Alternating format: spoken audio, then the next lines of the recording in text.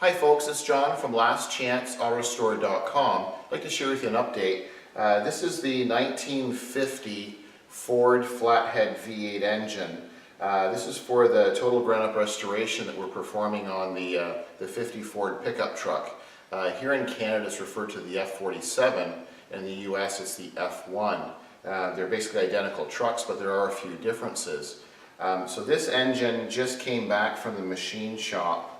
And I just wanted to share with you, first of all, the engine was completely rebuilt. So it was disassembled.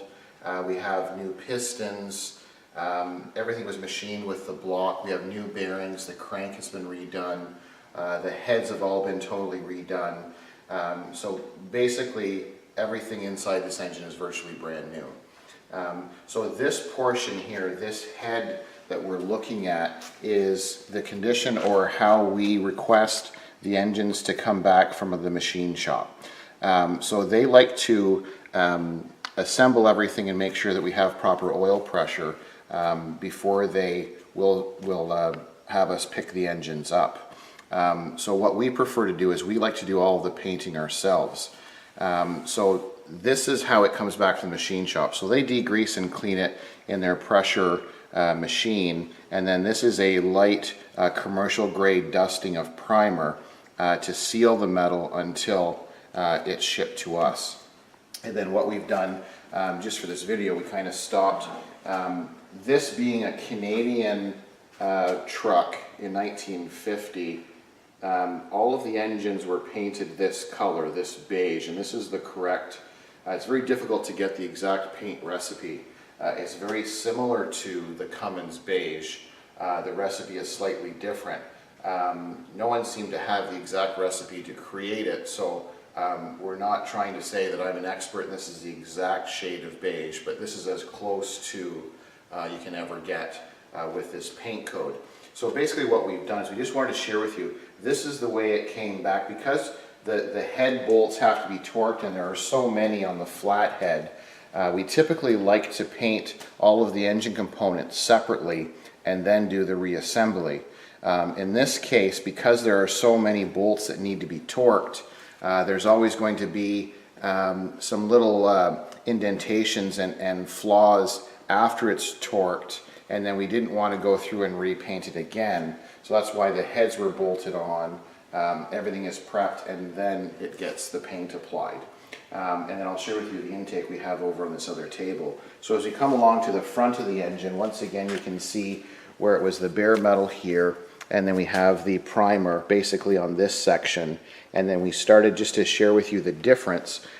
This only has so far 3 light coats of the correct beige paint. So if you come along this side, you can see the transition and how the finished product is going to look. Really unique color, especially being the Canadian version, and I'm sure the camera can pick it up. This is a numbers matching engine, so we have some letters and date codes for production, and you can clearly see made in Canada. So being the numbers matching Canadian version, it does need to be this beige. If you were following along in this build, when it came from another shop, they incorrectly painted it blue. So we made sure that we got rid of the blue and did it the correct beige color. Pardon me, as we come down to this side, you can see obviously we've done the engine block and the oil pan. So everything is very consistent and clean. So everything was all degreased, and you can see it virtually looks like brand new. You can see all the casting marks and date codes. And as we come around the back of the engine stand, it's a little bit on the boring side, but we do have other stampings and date codes which are very important, and we can clearly see them. So the letters and numbers on here, pardon me, the numbers and letters here coincide with the production. This is something that's really rare, and typically you don't see that number. I think the camera can probably pick up most of the shading. The actual top portion of the cast is stamped, and the factory in Canada stamped it on this side, so that would be the passenger rear side before the intake goes on. And then on the back of this, I guess the bell housing section or the rear part of the motor, we can see we have more production reference dates, which once again coincides with the 1950 truck. So basically we just wanted to share with you what it looks like when it comes back from the machine shop and how we like to do them. Everybody has their own style or their own way of doing it, but this is the way we like to do it, especially when it's a flathead 8. We like to have the heads on and painted like that, so there's no damage to the paint. Now as we just come over to this table here, pardon me, this is our intake, and you can see obviously we have it painted the correct color to match.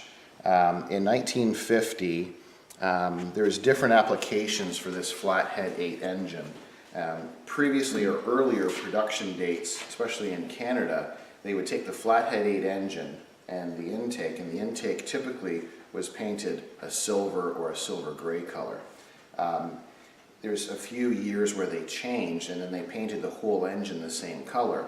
And then previously, to make it more confusing, if it was a military use vehicle, they would take the flathead engine, the intake and all its components, attach the transmission, and paint the engine transmission completely all this beige color.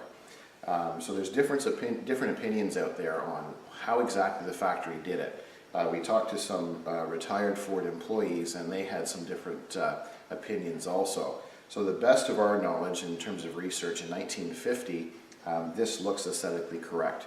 We have the beige engine and then we have the beige intake to match the rest of the engine. Now if we come over to another table, we have our transmission. Pardon me. So this is our manual transmission. So we've degreased it, we've cleaned it, and scraped. There's lots of residue and lots of grease around the whole thing. And then once it was all degreased and cleaned, we use a special solution to neutralize everything, and then it helps the paint to adhere. And this is what I really like in terms of the detail aspect. This is called a cast iron paint.